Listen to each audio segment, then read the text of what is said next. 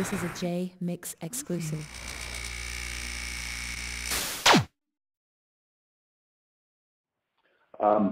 I guess I'm going to get right into it, man. I know that you're pressed for time, and I appreciate you making time for us. Oh, no, man, thanks. Hey, this pleasure is all mine. No doubt. Now, recently, in the last year or so, you dropped Thug Therapy with Bossolo and Hater's Nightmare. I guess, where can folks buy it, and are you planning a follow-up to Hater's Nightmare? Yeah, I'm definitely planning a follow-up, and well, they can get it anywhere online. It's an independent album because, you know, I released everything through my new label, through Thug World. But they can get it on iTunes. They can check it out on YouTube. I need them you know, them listeners to you know, and we appreciate the feedback from the fans, new and old. They can go check it out anywhere anywhere where online where music is sold, they can buy it there. Amazon, iTunes, Spotify, it's everywhere. I just don't have it in the stores physically because you know, it's an independent project. Both of them are. One of the people from the website wanted me to ask you if why Ice Cube wasn't on Hater's Nightmare. Was he? You had a song with him. Was he slated for that? Was there a reason why he wasn't on it? You know, that's a real busy dude. So I mean, you know, I just be thinking, you know, maybe next album. You know what I'm saying? But I can't, you know, that guy is really busy. So, you know, hopefully soon in the near future when we do some shows together, we can actually get in the studio and knock something down, you know. But yeah, you know, shit. Ice Cube is I'm definitely looking forward to having Ice Cube on one of these projects. How do you feel about today's non-lyrical mumble rappers? You know, I feel that, you know, it's not really what we did. It's not what we were doing. So as far as putting them in our category, as far as what we doing, I think they should have their own separate category opposed to what we, you know, grew up doing and what our style of hip hop is, just like, you know, everything else. So I don't really even put them, you know, a lot of them say that they're not hip-hop artists, and a lot of them say they're not rappers, so I don't put them in my category anyway. You know what I'm saying? And, you know, so I mean, it's, in a way, you have to, you know, adapt and you have to overcome. And, you know, I won't say I don't switch up, but I definitely adapt because that's what type of person I am, or artist that I am. You know, I adapt to the situation and I overcome. And I end up, you know, doing my own thing, and I always come out on top, you know, when I end up doing that. And this new album that I'm working on now will probably show that, you know. Versatility is definitely a major a point to pay attention to when it comes to Spice One, because that's what it is. It's all of the flavor, you know. I sing, I rap, I do reggae. I got different styles of rap. I rap fast, I rap slow. I stutter in my rap, you know. So, I mean, there's no telling what I'm going to come with to these new age beats. Gotcha, and that's a great answer. I'd like to harken back to, because we're about the same age. You know, back when I was younger and West Coast hip-hop was really taking off, we were all told that it was a fad and that it would change. And I think basically it's all about the ear for the music. When you have youngsters coming out and putting out their type of music, of course the generation before them are going to say, that's not what I listen to. And I think what that is basically that being rehashed is, you know, the newer generation coming out with something that the older generation wasn't exactly, you know, wasn't their game plan. But I think you're right in changing up and adapting. I think that's a very good message to send. Right. Yeah. You know, man, you know, I'm a Bruce Lee fan, and I listen to some of his teachings as far as when it comes to that I look at it the same way. I look at rap like kung fu because that's how I studied the game. So and that's what I adapted a lot of his teachings, through my music. It's crazy. Okay, how did you get the name Spice One? Where did the origin of that name originate? Well, Spice, it's like the variety of my content. It's like I was saying, I'm so versatile. You don't know what I'm gonna come with, so it's automatically I'll just say it's Spice. And now it's it means sex, pistols, endo, cash, and entertainment. The actual name.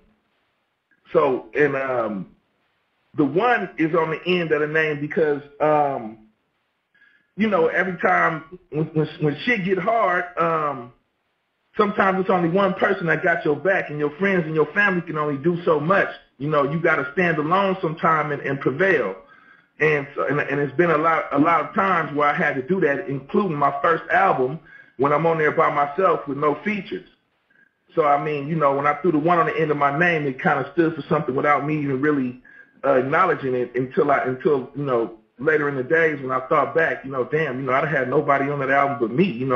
That was a moment for me, that I actually did that and sold 900,000 copies with me on there by myself, and that just, to anybody out there listening, man, it's you capable of anything you put your mind to, No doubt. I heard that you were discovered by Too Short. Is that true? And if so, can you elaborate on how that happened? Well, I used to open up for NWA when they came out to Oakland, and I opened up a few shows for them when I was like 16, and Short, he seen me up there, and automatically, was like, I'm coming to get you from school, so he started coming to pick me up from school, and we started recording little things. We called ourselves the Dangerous Crew, and we was still kids, all of us was. I was just 16, and I think Short was like in his early 20s or something. And, from then on, I just had this, just from meeting Short and from him picking me up in a few days or around, a couple of weeks or a month or however long he was picking me up, I was really influenced and, really motivated to another level. And, that kind of got me fired up just because he was coming to get me from school. So that changed my writing skills alone. So, by the time I got, 18, 19, I'm writing stuff. And, next thing you know, you guys got Spice One, Can you tell about the video shoot for In My Neighborhood? Is that where you met Tupac for the first time? Yeah, actually it was.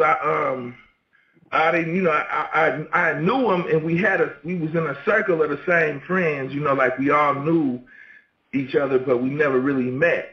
And that was the first time he just came to because everybody was like asking me, man, you met Tupac, and I'm pretty sure they was asking him, then you had Spice, and and I guess he just decided to be like, fuck it, and he come to the video shoot like, man, what's up? And I'm like, what's cracking? And from then on, like we was like, I was the homie after that, we went on our crazy ventures and had a lot of fun, So yeah, In My Neighborhood video was it was right after he did Juice, and he came up to the video shoot. What do you think all these years later that people get wrong about Tupac? Well, that he was a loose cannon. Okay. Now, along with Tupac, you were also offered a role in Menace to Society? Yeah. Did you actually read for the role? Yeah, I had the script and everything. I was supposed to be O-Dog. No kidding. Yeah. Tell us about why that didn't work out and how it fell out, why you weren't O-Dog. Well, I guess, my manager at the time, he kind of slacked off on his business.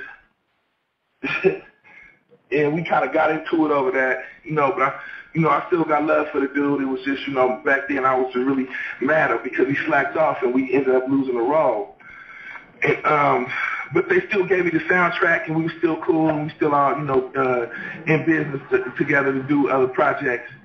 And I guess Pac was kind of, I guess they fired him and didn't tell him. And it was in the newspaper, and he didn't know until he read the newspaper. So he was kind of pissed off about that, and they got a big fight at my video at Trigger Got No Heart video, and a lot of things went down over here. But I mean, after all, everybody was still, everybody squashed it, and after a while. Now that's a big deal in Pac lore. That fight, that situation, that was kind of a big deal, and not a lot of people know about what really happened. What did you see at that video shoot? Did you catch what transpired between Hughes brothers and Pac, or did you just catch the aftermath? I caught the aftermath, but because I was actually shooting a video when all of this was going down. And what's the guy's name that played Tyron Turner? Just tapped me on the shoulder and pointed down the hill, and I seen Alan Hughes, running up the hill, and I ran down there, and I didn't know who he was. And back then I was hard-headed. I was going to knock him back down the hill until I realized it was him.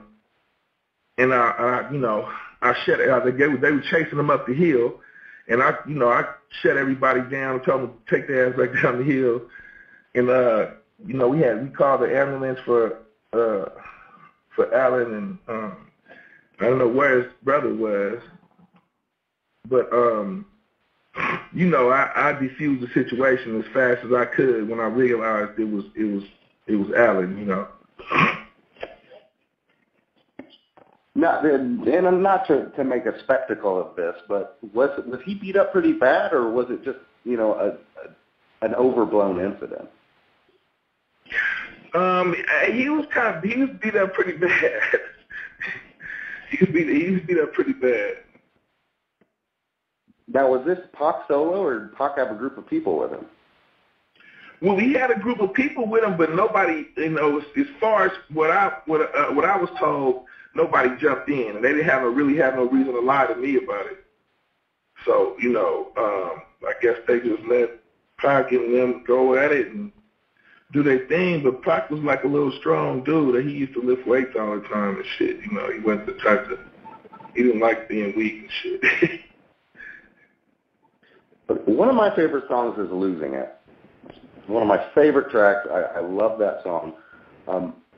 That's originally a Johnny J song, correct? The production on that? Yeah. Now, Tony Frazzaro did the remix for the Are You Still Down album.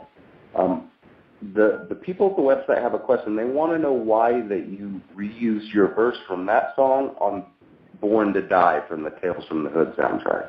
Was that because you didn't know that Losing It was actually going to come out at that point? Yeah, I didn't. No, I didn't know at all. We was just, thinking that, we was just out there doing our thing, and next thing you know, we got 2 songs. Like, it was crazy. We would write a lot, and we'd get twisted, and we'd write, and we'd just rap, and, we don't know where the songs are going, if they even going to be released. We just was recording. And that's how that happened. That was crazy. I guess the question is, how old was that song? Do you remember, around what year was that recorded? Because the fans didn't see a release of that, obviously, until Are You Still Down came out in the late 90s, and Tales from the Hood soundtrack around the same time. Was that a song that you had done 5-6 years prior? Which one? Losing It. Yeah, it was before that. Losing It, I think we did Losing It, man, in the early, when we was just riding around LA. I think Wino was with us from Coolio's group, as his DJ, and we was hanging out with Cypress Hill, and me and Pop was just driving around. LA was just crazy, and we hit the studio up and knocked that song down and got back in the car and drove off.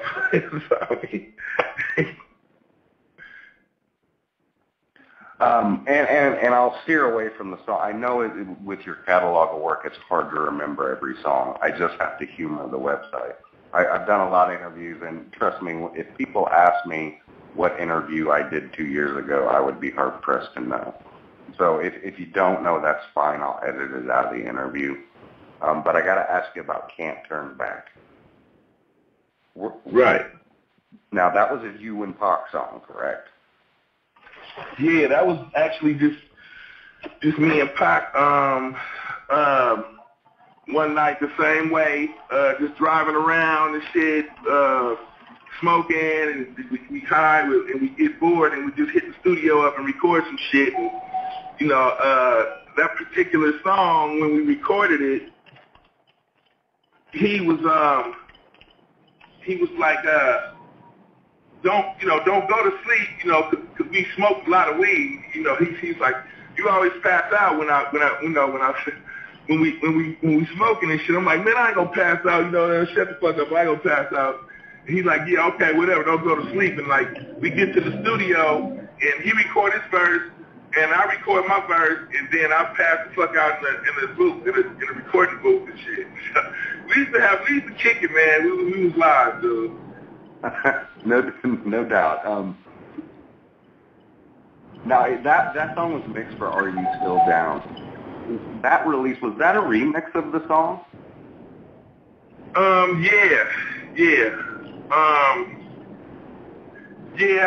always trip, sometimes it was a few songs I was on that I'm not on anymore. Like I didn't even know what happened with that, but as long as the real fans know and everybody know, I don't have a problem with it, man. Because the songs are still floating around the internet everywhere. You can listen to them anytime you want to. Well, I had interviewed Cocaine, Jerry Long. He told me about recording with Pac and you shortly before Pac died. The song Fame. Yeah. Oh yeah, we did. The day before. Well, the same day that Pac came out here to Vegas and got killed. We had just did that song Fame. Like me, him, and Cocaine had just did that song because it was the day before.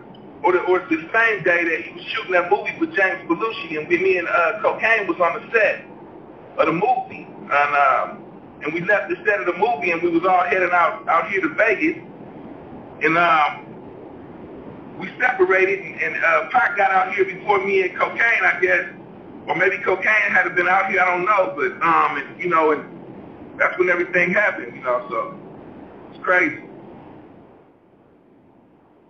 Now that song in particular, because you were talking about there was a lot of songs people can listen to them on the internet. Because of the timing of that song, were you upset that when they finally put out that song that you weren't on it? Was that one of the songs that upset you to not be on the official? Yeah, because we recorded that song, as two homeboys riding around kicking it. Legendary Spice One and Tupac, that was our creation, and for somebody to go in there and change it was kind of, I kind of took it, like it was like an insult or like, like it just wasn't cool, like damn, it's like going to me that was like going to Egypt and tearing down and tearing down the writing on the pyramids. And in the pyramids, like, damn, you know, you erasing history and shit, you know? Well, if it matters to you, that the song that we've heard with you and Cocaine on it is the better version of that song. Did you find it at least a little bit ironic that Tupac was playing a cop in the gang-related movie? Yeah, I did. But you know, we kind of was, you know, we thinking it's a role. This is a movie. You know, and we you know, it's unfortunate for artists to get those opportunities. So, you know, we took them. You know, I mean, as far as, you know, people take that opportunity because, you know, you don't get them opportunities. They don't just come, you know, every day. And you know, he was looking to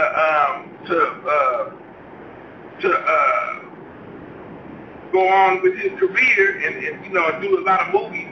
So, you know, he was taking some roles, and they turned out to be, you know, well-known movies. But as far as playing a cop, you know, niggas just looking at that as some acting shit. You know what I'm saying? Motherfuckers know who you is. You know, you just saying you getting your money, and you exploring your talent. You know, as far as what you can do, and as far as an actor and an artist.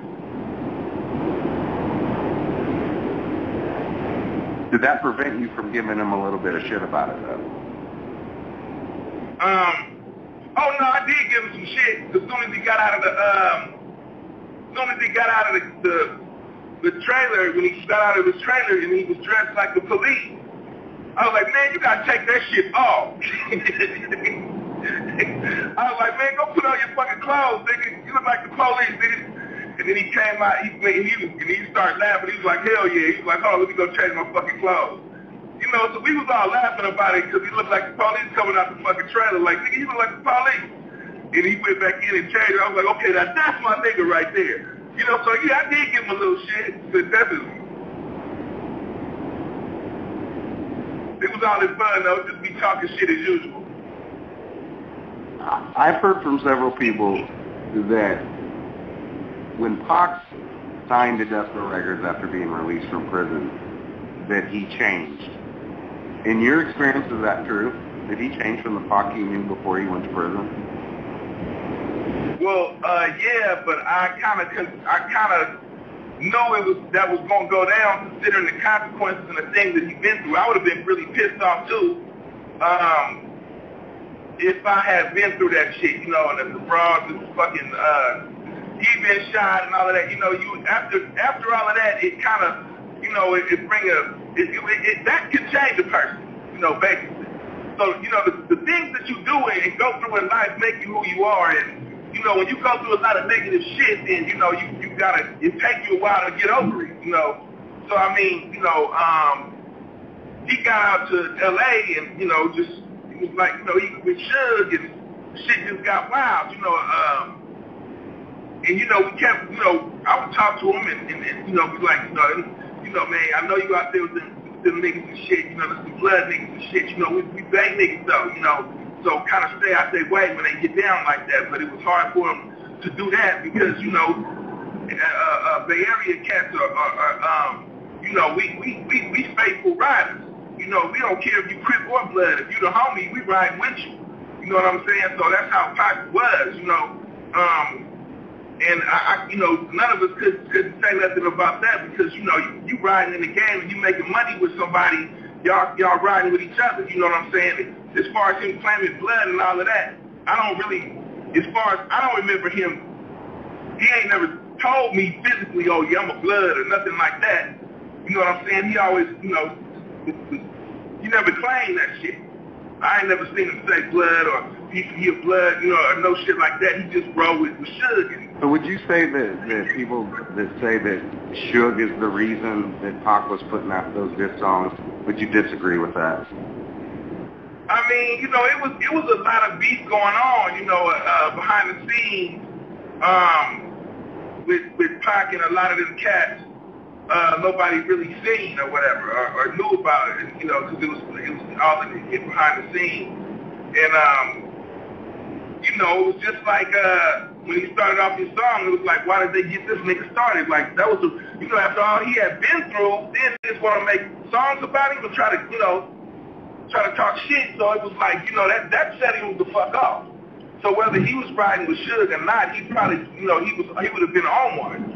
You know what I'm saying? Because, I mean, after going to jail and getting shot and getting accused of this and all of that shit, then motherfuckers want to write songs about him and shit, and it would have set me off too. Shit, I think he was really misunderstood. You know, like I said, you know, people thought he was a loose cannon, but you know, he was misunderstood on the reason he was doing the reason he was acting like that. You know, that's why he was saying, you know, the things that I've been through make me who we are. Like the thug life, the life you gave me little infants, fucked everybody. That's what he was trying to get into everybody's head. Like, you know, I'm a product of what I was raised around, and a lot of people say, oh, you're not a product of your environment, but it takes a whole neighborhood to raise a child, you know, and when you don't get that support, then you go to different measures, and as we see, a lot of kids have. There's so many Christian Bloods and gangster disciples, and you know, and vice lords and all kind of little gangbangers out here because, you know, they don't have no, you know, the whole neighborhood let them do some shit. You know, you walking home and you see them little doing something wrong and you don't say nothing, then you part of the problem too. Did you ever at any point catch any flack because of your relationship with him during that East versus West Coast beef that was prevalent in the 90s?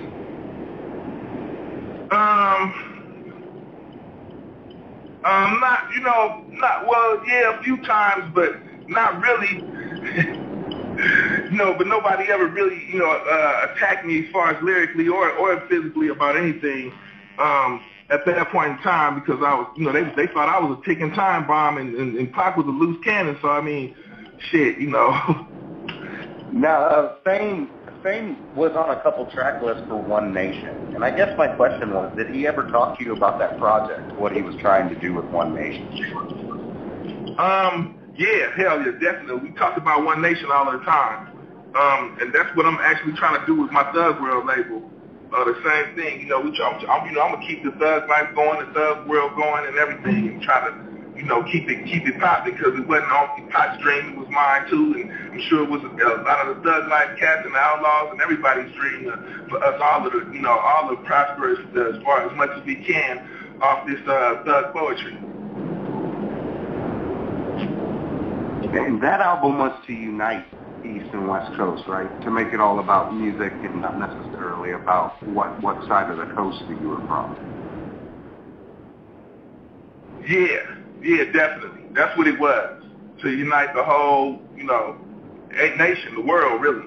And that's why my label is Thug World, because we try to unite the whole world, you know, as far as when it comes to, you know, rules and regulations and you know, what go on out here on these streets. Because, like Pac said, back in the day, cats be out here riding hard and they don't understand, you know, sometimes they don't understand the hurt and the pain that they be causing these, you know, moms and pops on the streets. And, you know, it's rules and regulations and levels to this shit. And, you know, that's what we was here to lace the world with. You know what I'm saying? And, you know, me and the Outlaws still going, and, you know, Cats of Thug Life, we still pushing. So, I mean, you know, shit, it ain't over till it's over, you know. No doubt. I've got about 3 left. You got enough time for them? Yeah, we good. All right, I appreciate that. This one is for me. How are you able to get the One Day at a Time released on your the Rider CD? What's the story behind that? Because you eventually had to pull that, didn't you? Yeah. Well, because they wanted the masters, and I guess, you know, it was a lot of technical bullshit, and you know, I wasn't really worried about it. I was just like, man, you know, if that's the case, it's cool. You know, I was like, you know, all I could think was, damn, I wish the homie was alive right now. So, you know, I couldn't really do nothing about it. So, I mean, I'm like, you know, well, it's really nothing, you know. But as far as we have our songs that everybody knows, like I said, they still on YouTube and everybody knows. So that's all that really matters to me, you know. How did you feel about Eminem's version of the song, where he put himself on it? Well, I'm pretty sure, you know, he was trying to represent Tupac as much as he could, and you know, represent everything as much as he could and respect everything. So I mean, you know, I don't know why they would actually pick that particular song with me on there to do over. But you know, I guess it was a good song and they wanted to redo it. And, I just didn't know why they didn't call me to redo the shit. I wish they would. I guess most people would expect you to be upset about it. I mean, your answer. Yeah. I'm not trying to change what your answer was. I think that a lot of fans, when they heard Eminem's version, that they were upset because they're so used to, you know, the version that we heard with you and him. I mean, I was actually upset about it too, and you know, I still am. But I mean, what can I do? You know, I mean, that's, you know, I don't know whose decision that was or why they did it, or you know, but like I say, it's like they go and tear down history and try to make, you know, people, you know, try to make people forget, or I don't know what it is. You know, I don't know why they picked that particular song, but you know, they just, for some reason, they just like erasing history. Are there more unreleased songs with you and Tupac? I'm not. I think, you know, I don't think so. We just did. I think me and Pac all together have like maybe 6 songs, and they are out there on YouTube. If you pull up Spice One and Tupac songs, you'll probably get you know, see them on there. Okay, just a couple more. I guess the next one is, where were you when you had heard that he had been shot in Vegas? I was actually at home getting dressed to come out here to meet him. Yeah, I was at home getting dressed to come out to Vegas to meet him. Wow. And so when I heard that, I just kind of lost it. Did you think that he was going to pull through? A lot of people said that because of the first time that he'd been shot, you know, shot 5 times, that they thought he would pull through. Did you think that he was going to pull through this last time? Yeah, I did. I thought he was going to pull through. I didn't think he was going to pass. I thought he was going to pull through, and you know, we was going to be sitting up talking about it in a couple of weeks or months or something. But that's what he did. What do you think about how big he is now, the legacy that he left behind? Do you think that he would have thought that he would be this big? Does it surprise you? I don't think he thought he would be this big. It definitely surprises me, and it probably would surprise him too. Definitely, especially when it comes to wax statues and colleges and stuff. About a year ago, Billboard 100, they put out their top 10 rappers. And you weren't on it, and Pac wasn't on it. How do you feel about that? Do you feel that they did that to just generate a news story? They might have, and you know, at the same time, you know, I mean, you know, sometimes, you know, people do crazy shit, and you know, this game is so, you know, watered down, and you know, by new artists and people that work in the industry that don't really understand the culture of the music, and don't even understand that they wouldn't even know how to roll blunts if it wasn't for us. You know, they wouldn't even know how to roll blunts, man. They wouldn't know nothing. So I mean, you know, but you know, I sometimes think it's real disrespectful, and especially to get ratings if that's really the case. If that's really the case, then that definitely wasn't cool. No doubt, and I guess the last one before plugging would be, what, all these years later, what's that make you smile memory of working with Pac? We all have that memory that we have a loved one or a friend of ours that's passed that we remember back and it makes us smile. Do you have one of those when it comes to Tupac? Oh yeah, I got a lot of them, man. It's so many times. We was too young to drink alcohol, and we was waiting by the liquor store for people to come and buy alcohol for us. And people was walking up and they looking like, you guys old enough to buy alcohol, like the Tupac Spice one. We like, nah, man, could you get us a 40 ounce or whatever?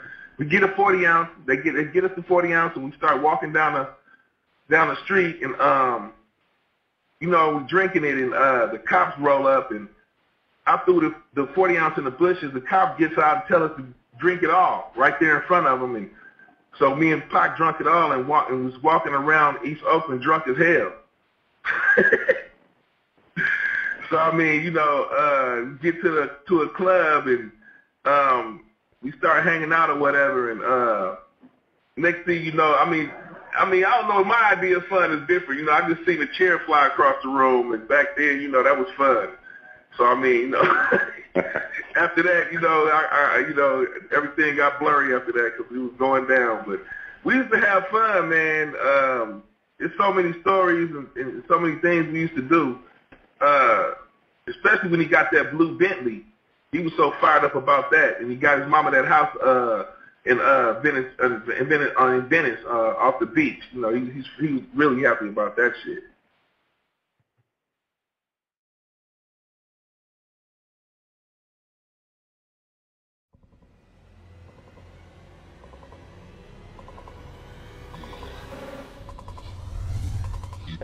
Yeah.